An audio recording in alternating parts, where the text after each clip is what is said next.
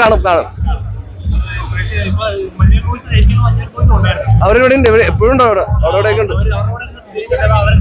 അത് അടിപൊളി എക്സ്പീരിയൻസ് ആയിരുന്നു. അവരുടെ കൂടെ ഇരിക്കുന്നത് നമ്മൾ ഒരുപാട് നാളായിട്ട് അവരുടെ കൂടെ തന്നെ ഉണ്ട്. അവരിപ്പോ ഡെയിലി വിളിക്കും, നമ്മൾ സംസാരിക്കും, നമ്മൾ ഇടയ്ക്ക് കൂടാറുണ്ട്. ഒരുപാട് നാളായിട്ട് അവരെ കാണുന്നും അവരായിട്ട് ഇടപെടുകയും ചെയ്യുന്നുണ്ട്. അതുകൊണ്ട് അവരുടെ കൂടെ കാണണമെന്നുള്ളതായിരുന്നു. നമ്മളത് അവർക്ക് കൊടുക്കുന്ന ഒരു ഗിഫ്റ്റാണ്. അത് ഡയറക്ടർ ചിതു പറയുന്നത് അത് അവർക്ക് വേണ്ടിയിട്ടുള്ള ഒരു സിനിമയാണ്.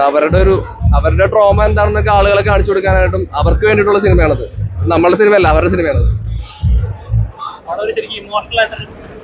വിളിക്കട്ടെ? അതെ, ഫ്രണ്ട്ഷിപ്പ് ബേസ് ആണ് പടം. അച്ഛൻ കണ്ടിട്ടില്ല, കാണും, ഇന്ന് കാണും. അല്ല, ഒരുമിച്ചായി. അമ്മ കണ്ടിട്ടുണ്ടല്ലോ. അമ്മ കണ്ടിട്ട് അമ്മ കെട്ടിപ്പിടിച്ചു. പറഞ്ഞൊന്നുമില്ല, സംസാരിക്കാൻ സമയം കിട്ടിയിട്ടില്ല. വീട്ടിലേക്ക് ഇറങ്ങി. അച്ഛൻ എന്തെങ്കിലും ഇത് തന്നിരുന്നോ അഭിനയിക്കാൻ പോവാൻ നേരത്ത്?